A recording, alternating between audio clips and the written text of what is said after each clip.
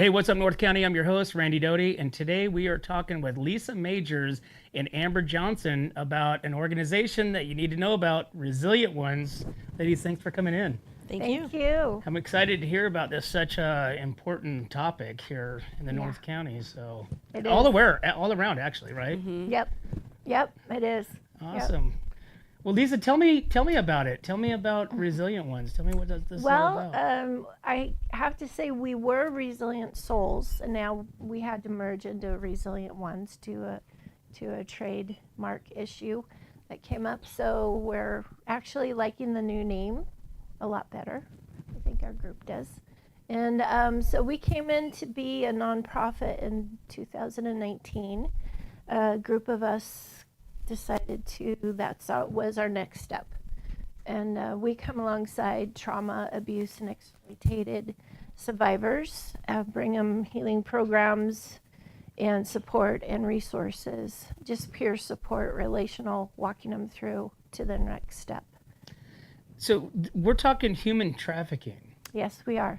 But it sounds like it's more of a broader scope. Yeah, well, we focus, abuse is abuse is abuse. And so even human traffic survivors, when they come out, they usually go into a domestic violent relationship just because they're trying to learn what is healthy and what isn't.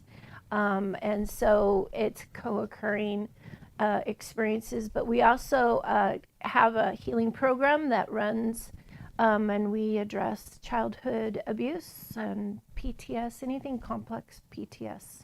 So we work with military veterans, first responders. We even help ourselves. We all have our own trauma story too that we are stepping into healing, and that's what brought me here too. So Lisa, you're also a chaplain. Yes. So did that help you kind of guide you towards this organization?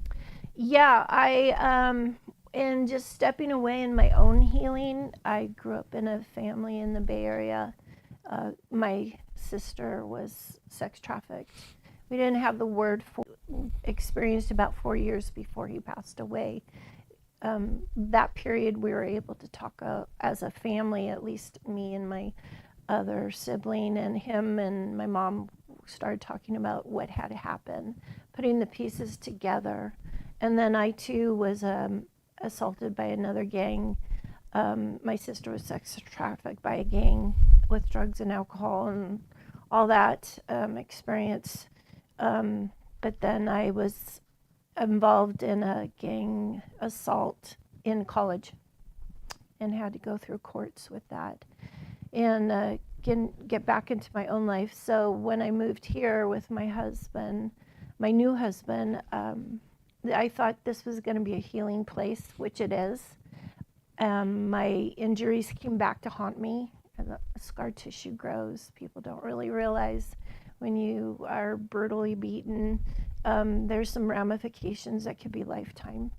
And so that led me back to going back into my own history, figuring out what happened to my body. And it took about 8 years for medical people to figure out what was going on. And I had some operations, got me back on my feet, but that pushed me back into getting my own healing, personal healing, and putting puzzle pieces together in my life and communication with my mom and dad. And then it led me to deeper faith. I spent a lot of time in my healing time learning God's word, steeping into it, and I decided that as a chaplain, it really opened up a lot more doors. I could spend more time in hospitals and the police. I have that FBI background check that makes me a little bit more accessible in situations that I can walk into. Wow, what a story! My goodness.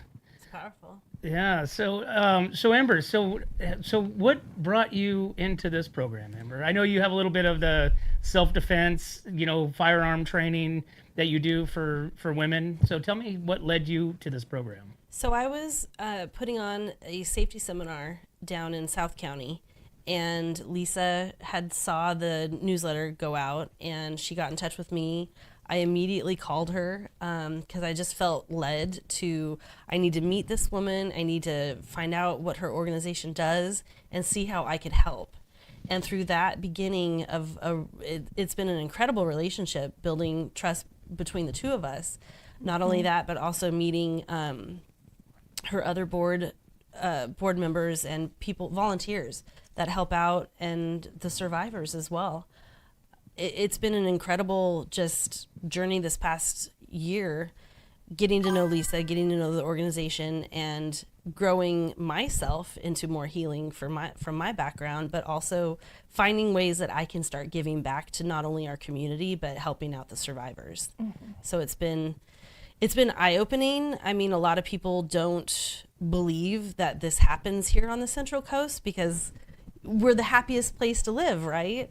And not only is it happy, but also it's beautiful. So how could something so dark and horrible be happening right here in our own backyard? And sometimes even in your own home. But it's what we're trying to do. Part of what we're trying to do is to bring light to what's happening in our community and beyond, because it is happening, and it's happening right here. So we need to shed some light on this horrible darkness, but also start talking about it, bring awareness, educate our people here in the hotel industry, in the service industry, in the medical field, to start recognizing the signs of human trafficking and sexual exploitation, because it is happening. And it's going to take all of us in order to bring these victims into becoming survivors. Amber, is that kind of why you started your self-defense program as well, because of your past? Well, I mean, I'd like to say it was something really deep that led me to it, but it was really me being at the gun range almost like every day, and the men on the range asking me, hey, you're really good at what you're doing. Would you mind teaching my wife, teaching my girlfriend, my granddaughter? And that's what led me to like, okay, well, I should probably start getting some instruction on becoming an instructor, because it really appeared that there was a need for it. And so through people coming to me and asking me for that type of support and that type of help, it's what led me to doing some research, because I wanted to, again, become a certified instructor. So all of those types of classes were not available locally. I'd have to go down to LA or San Diego or up north. And in my head, I'm like, we need to be offering things like this here, so more people can become certified instructors and more people can be out there teaching women, teaching anyone, even our kids. I became a 4-H shooting sports instructor as well, because we need to be bringing up the next generations in a safer, healthier environment, that there isn't this mystique, this mystification around firearms. We need to demystify firearm ownership and start encouraging others. I mean, you may not want to own a firearm, but if there's one in your home, you need to know how to use it. Absolutely. And that was my thought in this process. And through me wanting to become an advocate, not just for a Second Amendment, but just for empowering yourself to know how to protect yourself. And that's what led me to these broader conversations and meeting people like Lisa and getting more involved in organizations that I know that I can add a voice to and hopefully help. Lisa, so human sex trafficking in our youth is becoming more and more. You're seeing more and more about it these days. I think the biggest one that really shed the light on me was the movie Reagan, which came out a few years ago, that San Luis Obispo, Paso Robles, more importantly, is one of the biggest hubs for sex trafficking for the state of California. Is that true? Well, it's a bypass. It's a place right in the middle between LA and San Francisco. So it's a corridor, but also we're growing as a tourist industry here. And with the open borders, sex trafficking has risen 600%. And it's we cartels everywhere. So Even That's even here. Yeah. Yeah, coyotes are here watching. We know that for sure. Oh, we live it with our survivors.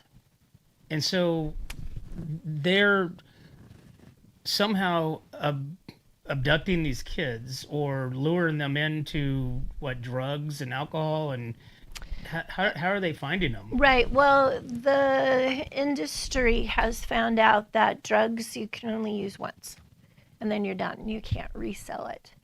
But if you have a human being, especially a child, you to control, you could sell it multiple times. So it's a reusable product. So that's what is seen. They're a commodity. It's over $100,000 a year off a child. And the average age is what, 12 and 12. a half? Yeah. Wow. Boys and girls. Boys and girls. Yep. And what is luring them, the kids? I mean, is there any? Well, it's different scenarios and different cultures. Of course, you have the Hollywood pimp idea, and that happens. Drugs, usually, sometimes it's parents selling their children in for drugs as early as 2, 3. Right here on the Central Coast. That, yes, has happened. There's cultures, even in faith organizations, it's sort of like a harem or a cult to where the women are available for the men anytime, any place, anywhere. We've run into that, sadly. It's just corrupts. There's gang situation. They will profile a family from early in 5th, 6th grade and make a dossier on the family and find out their vulnerabilities. Gangs will, recruit them young boys into the gangs and the girls into sex trafficking. By the high school, you have to figure out what gang you're gonna want to be a part of. Pick one, or else you're gonna be beaten and assaulted until you make a choice, and harassed and harangued. When a child goes missing, is that usually one of the first things that they're looking into as far as abduction into like the That's trafficking? something you'd probably have to talk to an investigator about. We are the aftercare, so we get called in after they have found a survivor of sex trafficking. And we come in and bring them safety, try to walk them through to their next step, medical. If they need some legal help, we'll connect them there, and we'll transport them to get into a safe environment. Their next step, sometimes it's going across state lines into safety going back to home or a restorative home. So I think that question leads more to talking to the investigators about that. Because there's a lot of misunderstandings of, oh, it can't be my child. Oh, this doesn't like you were mentioning, it doesn't happen here, but it really does. Yeah, and you're holding a tablet, and our cell phones are super easy access. Gaming background, Roblox. Roblox is Any big type time. of platform like Yeah, that. Discord. They can find their victims and start grooming them, start a relationship with in them. The backgrounds. Mm-hmm. And you have people coming up and saying, "Hey, I'm a 14-year-old like you, or 12-year-old," and really they're an older person hunting. Are there signs that parents can really be? Because it seems like we live in such a fast-paced world, and everybody's so quick, so fast, and so, I guess, apprehensive to have this conversation with their child, and it may be going on. And there's having a healthy parent relationship with your child is super important. I know with even my parents, they were trying to figure out what happened, the separation and the violence, or the red flags coming up. Something's wrong. They're sneaking out at night. They're coming home exhausted. They're coming home with gifts, and or they're not coming home at all. is another thing. Falling in love with somebody that's way older than them is another one. Behavioral changes. They're Yeah. starting to keep secrets. They're spending more time on social media. There's little things that can raise the red flags that parents should be maybe a little bit more involved in their activity online. I would recommend not having your child online at all. Stricter parental help with that, because there's just the deviancy and the hunting right now is getting really high. Because you can almost chalk that up just to being like teenagers. Yeah, You know, you yeah. have, that parent teenager relationship. That angst. You know, Sure. exactly. Yeah. And then there's the grooming part of it. It's a brainwashing, grooming, secrecy. It's our secret that we're keeping away from your parents. So they try to push the person, the individual, the youth away from their family, try to separate them and have this secret, private relationship that the child is desiring or wanting, because either there's a love involvement that has grown attachment, a trauma attachment even. They do a violence of, they call it guerrilla gang rape. And then it's a psychological shift in the child to where they feel like, hey, this is who I am, this is what I'm worth. I've been told this, I'm not worth anything, or they're shame-based. They don't want to talk about it. They don't want to share it. It's They don't feel safe to share it. They don't have a person to go to because maybe that parental relationship is broken. and there's a threat. Yeah. A lot of times they're threatening, I'm going to do this to your sister, or I'm going to kill your family. We know where they live. We know where they work. It's really a serious game.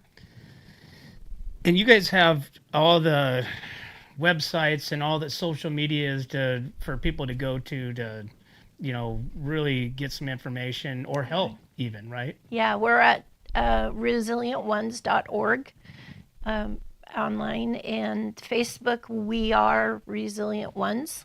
And on Instagram, we are Resilient Ones.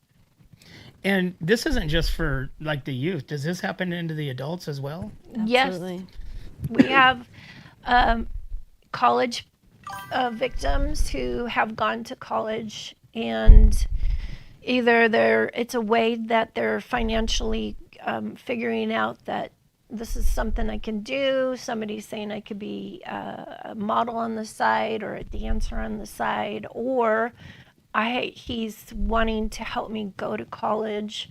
He has a place for me to live, and he takes good care of me. There's a honeymoon period, and then they turn around and they start saying, hey, you need to do this for me too. This is how we're going to make this work.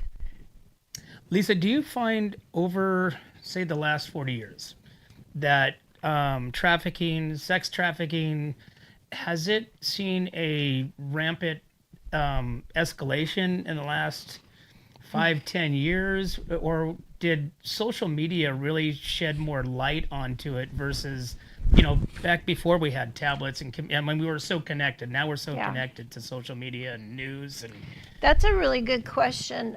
I believe it's an ancient practice. Even you had wars happening, and countries would take over populations, and then they would use them as slaves, and sometimes there were sexual deviancies going on there too. So it's an ancient deviance behavior, abuse of another individual, exploiting them. Slavery, it's basically slavery. Since we have stepped away, I believe, from morals and ethics and faith in God, we have opened the door to just anything goes. And so we have, I believe, and what I've experienced is a lot more of a cult or gangs being able to go into. I do know satanic rituals and occults have grown, become more. We have people practicing witchcraft, and then you get into the deeper, darker things, and there's sacrifices and sexual part of that. has happened. We've had survivors come through that. The clubs or the groups that have silent, we're not going to talk about it, secrecies. There's organizations that are ancient that they have gone into this big time, and there was a shift, I think, in the 1800s, and even the church, the Catholic Church, expelled a group of saying, we don't want you, and there's a blood oath, and that has to do with sacrifice. We have cartels here now that are doing child sacrifices, and that's part of it. When you say sacrifice, you don't mean like killing them? Yeah. Really? Jeffrey Epstein files. We have evidence of elite now too in Hollywood, P. Diddy, doing these parties that gets pretty deviant, blood drinking. It's sad. We're people don't want to talk about it. It's pretty gross. It's pretty horrific. It's now something we don't want to talk about it. There's a name to it now. It's like being recognized more. So not maybe there appears to be an uptick in the numbers, but it's more due to the fact that we're able to actually identify this as actual human trafficking instead of just child abuse or prostitution. Right. So now that there's an actual label that people can start attributing it to, it probably appears that it has grown, but it's been here all along since ancient times. So Amber, I want to ask you, I mean, with your background, with your self-defense and, firearms, are you more aware of like your surroundings and, the kids that are you see a lot of kids being left alone, a number running around the streets and stuff like that. Do you find yourself kind of being more of that angel, that guardian that's over, just something doesn't look right here? With that training, it has made me more aware. I don't live in like a hyper-vigilant state, but it definitely creates a self-awareness and the fact like I used to joke, this was before I even became an instructor, but every time I'd get on a plane after 9/11, I'd always look around like, who are going to be my friends? Who's going to be my buddy if we need to take someone down? And I mean, I've carried that thought process forward to what we're doing even now, because you just never know who you can count on in a situation where you're going to need some more help. I mean, I'm a female. I'm not going to be able to overpower a man, but I know that how I can, and it's with firearm training. But it has made me more, I guess, intuitive to my internal red flag. So if something feels off to me, if a child is behaving oddly with the individual that they're with, I'm more likely now to go talk to a manager if it's in a store, or make sure, and it could be people could say you're overreacting, but there's a reason why God put that gut feeling in us, because that means something's not right with the situation. And I tend to trust that instinct because I'd rather be wrong than be right. Absolutely. But have you ever had that experience where you actually had a gut feeling that you acted on? I have. Yes. And the individual ended up being a child molester. So you were able to basically defuse that situation. I did. It was, to me, it made me, and that was almost 20 years ago, and it really solidified that this is where I need to be. This is what I need to be doing, because it's a powerful story. So, and I just really believe that, that's why God put that instinct in us. So you should trust it. Wow. That's what we teach. We try to encourage people to really start relearning their gut, listening to this, I call it a higher advocate. Abuse kind of numbs it, and when you go through abusive situation or traumatized, there's a period where you're taught not to trust your gut, not trust your feelings. Feelings are not safe, but actually they're God-given signals that something's going on that you need to be aware of. And something's going on. As women, we're told to be, say thank you, excuse yourself if they even do something, maybe bump into you in line at the grocery store. But we're taught to be nice, to be the forgivers, and it's that leads you to becoming a victim. It truly does.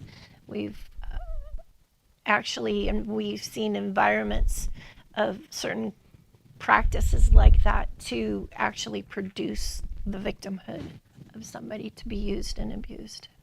So we like to tell people, no is a sentence. Complete. Period. So, yeah. Lisa, what are some of so you guys come in after the fact and help the child, the adult, the human to deal with what they just experienced and what they went through. What is that process like for you guys to help them get them back to normalcy, or what is normalcy? Well, for us, it's really trying to prove trustworthy, and that's vital.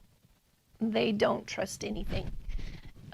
And if we're doing, we call the Safe Harbor program, they have made a decision to step out of the life and try to find their safety, their next step.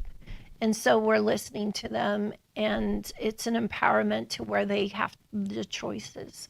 So it's us not controlling them and telling them what to do, but us coming along safely with them to help them hear what they want and find out what they want to their next step. A lot of times it's going back home, going back to their kids, and then how are they going to do that, and what is that going to look like? It's a very short-term relationship with them, but it could lead to a long-term effect. We've walked alongside women who were picked up by the police a lot of times, or they're running by themselves for safety. And then we engage with them to a certain step with finances and getting them there. And then a couple years later, they'll come back to us and say, hey, thank you. And I'm ready to go that next step. And then that's when we're able to come alongside them with our healing program and say, okay, let's start looking and putting this puzzle piece together and finding out what involved you into this. Some decisions or family practices, patterns, even generational patterns, and or unlearning old behaviors or learning boundaries, what those look like, and what a safe, healthy relationship is. And that's a long-term. So we are long-term come alongsiders, I call them ourselves, that we invest in them and a time and peer support and good experiences. We call them corrective relational experiences. So the health of us is super important, that we role model really what a healthy relationship is and what it looks like in real terms, and walk alongside them. Sometimes they're coming from such broken houses that they don't even know how to take care of themselves. So it's teaching them even life skills of how to cook, cooking and cleaning, and even what childcare might look like. We don't really tell them what to do. We give them opportunities to question and ask to be taught and learned. Amazing. Now, you guys have an event coming up here, and I know one of the speakers is Dan Dow, our district attorney. This is a really big subject for him, which he's done a lot of real great stuff here in the San Luis Obispo County. Tell me about the event that you guys got coming up here next week. It's April 23rd and 24th, a Thursday and Friday. We're really reaching out, wanting to train law enforcement through Dan Dow and other experts coming in we have the Highway Patrol. California Highway Patrol, the DA's special investigator, and we work with them in the Human Trafficking Task Force. So a lot of great individuals, agencies, victim witness will be there. They'll have a resource table. It's a 2-day summit with survivor panels, which, when you hear any of the survivor stories, it just brings it home the need to talk about this, to bring awareness to this in our communities. And build safety and stability. One of our goals is try to create an interest in a committee to start thinking about how to provide housing to these people who are trying to have kids. Sometimes they come with kids from their pimps, their perpetrators. So they're trying to raise kids in a very dangerous situation. And sometimes they have been witnesses in court cases where they put away predators. But these predators in California are seen as non-violent criminals eligible for early release. So we're looking at It's crazy. how to keep them safe, what's going to happen if their predator is released, which we know and we have witnessed. I've witnessed where a predator comes out one morning and that afternoon they actually kill the person that testified, narked on them. And so it's a real thing for us. We really care about these moms and these kids, and they deserve a life. They deserve peace and a second chance to make something of themselves. So we're wanting to train law enforcement too on the signs to look for police. We've had times these when they're entrapped in the human trafficking environment, they are used. So the victim is forced to have like 8 phones under their name and buy all the cars, and then they're drugged and they're forced to be the drivers too. So sometimes they have multiple DUIs, but they have no choice. If they don't drive under the influence, as they're told, they get beaten to death sometimes, or executed too in front of their kids. It's serious stuff, or it's just a really bad beating. Matter of fact, when we come alongside somebody who wants to be released and step out of freedom, they know that the people, the other victims that they're leaving, because usually it's a group of victims that the perp is trying to control, 3, 4, maybe 8 girls that they have under their control, that pimp will pick out somebody that they were very close to, and they'll beat that person, that female, as an example, and say, this is what she deserved, but she left, so you're here, so I'm gonna beat you. And they're sometimes coming into the hospital beaten. And so even teaching the medical people of those signs too. We had a case that just came through here. We got a call on from Bakersfield. She was taken in, I think, as a 15-year-old through the foster care, and he kept her about 6 years, 5, 6 years. She was so misused that he ended up taking her to emergency room. Of course, he tatted her. They brand them to say, this is mine. The nurse recognized the branding when they had to amputate her leg and part of her other foot because she was a diabetic and she was down to 78 pounds. So luckily the team knew that this was a serious case and was telling her, if you go back, you're dead, you're gonna die. And so luckily we got her connected to family that she had us and moved her out of state. Oh my gosh. This is such a big subject. I feel like we don't have, the amount of time to really dig into this, but people can go to the seminar. Yeah. That's happening next week, Thursday and April Friday. 23rd and 24th, Thursday and Friday. okay. It's And at this the is- Vets Hall in Slow. Okay, is it free? Do they register online? How do they show up? There is a fee. You can register at justiceunbound.com. Okay. And look at the agenda, look at all the information that's going to be shared. It's just such critical and vital information that, even educators should probably come and see what this is all about, because they're one of the first line of defense against this as well. Yeah. So it's really meant for everybody, not only law enforcement, our medical field, faith organizations, and community members who are concerned about keeping our community Parents. safe. There'll be a film that we really like. It's on how to be socially aware and protective of your child on social media. Awesome. Yeah. Amber, Lisa, thank you so much for coming in and sharing this information with us. And I really hope it gets a lot of, traction for you. And it's a subject that, people don't think it will happen in here. I wish we didn't have to bring this message. Not easy to talk about, but Yeah. Very necessary. Well, it's very important. Parents, young parents with kids, they just think they live in this little bubble, and our bubble really, it's not that way anymore. Yeah, we have to be wise and walk safely. And really, it's about creating a compassionate, caring community that's safe. But you have to have wisdom and knowledge in order to make that happen. Absolutely. Well, thank you for coming in and sharing this information with us, and look forward to the seminar next week that people can go there, register, be a part of it, and go find out what really is happening in our small community that we live in. Yep, justiceunbound.com. Awesome. Thank you. Well, thank you, ladies.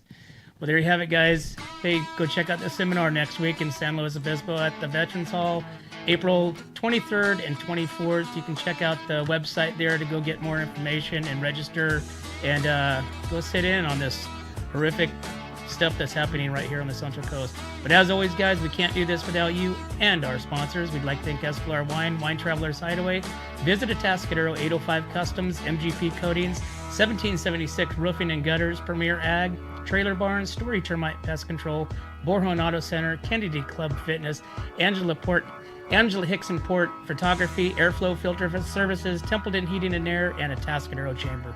Thanks again, guys. We'll see you next time. Your home is your castle. It keeps you safe when the weather's rough. But if you're not taking care of your roof, things could get a little wild. 1776 Roofing with RoofMax will fix up the rough spots, treat the shingles, and give it years more life at a fraction of what a new roof costs. At TLC, your roof needs now. Call 805-900-1776. When it comes to comfort, trust the team that's been keeping the North County homes cozy since 1995. At Templeton Heating and Air Conditioning, they're your hometown pros right here in Templeton.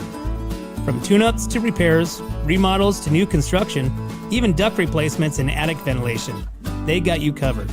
Call your neighbors at 805-434-3741. Templeton Heating and Air Conditioning. Local, trusted, dependable. Hi, I'm Glenn McWilliams. And I'm Annie. As sixth-generation farmers, we understand what it takes to keep a ranch, a farm, and a community growing strong. And that's why we started Premier Ag to bring quality feed, trusted Western wear, and real service to the Central Coast. From hay delivery across the county to hands-on support for local youth and ag programs, we're proud to give back to the community that raised us. And when we say from seed to stable, we mean it. We've walked the fields, we've fed the animals, and now we're here to serve families just like yours. Come visit us at 1041 Paso Robles Street in Paso Robles and experience the difference of a store built by farmers for farmers. From seed to store, where quality meets country. Hi, this is Dave Story, small game hunter with Story Termite and Pest. We're a full-service termite and pest control company. From rodents to termites, we can take care of all your pest control needs. Call today, we can tailor a pest control program that will meet your needs and budget. Contact us at 805-460-0650 or at storytermite.com. Remember, we don't have customers, we have friends. Looking for a top quality concrete coating in SLO County?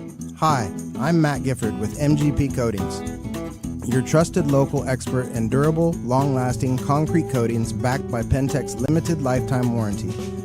Whether it's residential or commercial, we deliver expert craftsmanship, premium products, and unbeatable customer service.